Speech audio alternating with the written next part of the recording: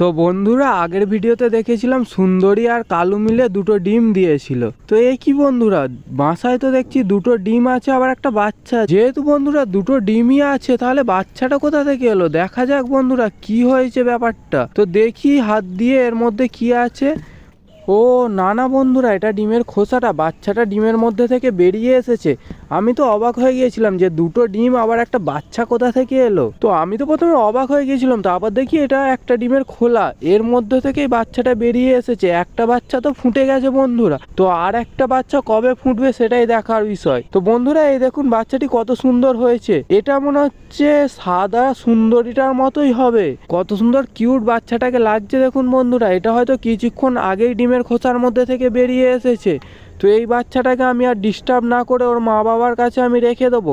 আর একটা ডিমের কি অবস্থা আছে সেটা আমি একটু ভালো করে দেখে, কারণ আর একটা ডিম ফুটবে কি না ফুটবে সেটা আমি ঠিক বুঝতে পারছি না। ডিমটা তবে একবার হাতে নিয়ে আমি লক্ষ্য করে দেখি কি অবস্থা ডিমের।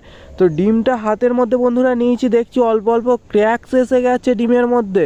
তো যখনই এই ডিমের মধ্যে ক্র্যাকস এসে যাবে তখনই তার 1-2 দিনের মধ্যেই ডিমটা ফুটে বাচ্চা বেরিয়ে আসবে। তো আমি তো আজকে বন্ধুরা প্রচুর খুশি হয়েছি, আমার দুটো ডিমের মধ্যে থেকে অলরেডি একটা তো বাচ্চা ফুটেই গেছে। আর এখানে তো সুন্দরীর গায়ে হাতই ঠেকাতে দিচ্ছে না, সুন্দরী আমাকে বারবার কামড়াতে। তো বন্ধুরা ভিডিওটি ভালো লেগে থাকলে একটি লাইক করে দেবেন, আর চ্যানেলে নতুন হয়ে থাকলে চ্যানেলটিকে অবশ্যই সাবস্ক্রাইব করে দেবেন বন্ধুরা। ধন্যবাদ।